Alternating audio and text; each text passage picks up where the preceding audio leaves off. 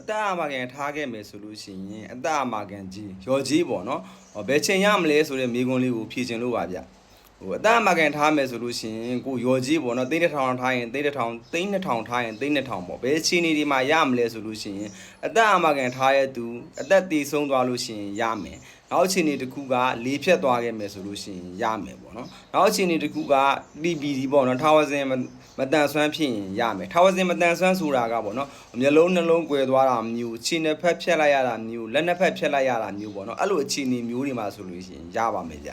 နောက်အခြေအနေတစ်ခုကအသက်အမကန်ထားရဲ့သူကင်ဆာဖြစ်ခဲ့မယ်ဆိုလို့ရှိရင် तू ကကင်ဆာဖြစ်ပြီးဟေ့ဆိုတာနဲ့အသက်အမကန်ထားရှိတဲ့ငွေရ25ရာခိုင်နှုန်း3000ဆိုလို့ရှိရင်350ပေါ့နော်စီကူရအတွက်ရပါမယ်ဗျကြံတဲ့85ရာခိုင်နှုန်းကတော့ဒီအသက်အမကန်ထားတဲ့သူတည်ဆုံးသွားခဲ့မယ်ဆိုမှဒီကြံတဲ့သူပေါ့နော်အကျိုးခံစား권ရှိတဲ့သူကကြံတဲ့85ရာခိုင်နှုန်း3950ကိုရမှာပါဗျ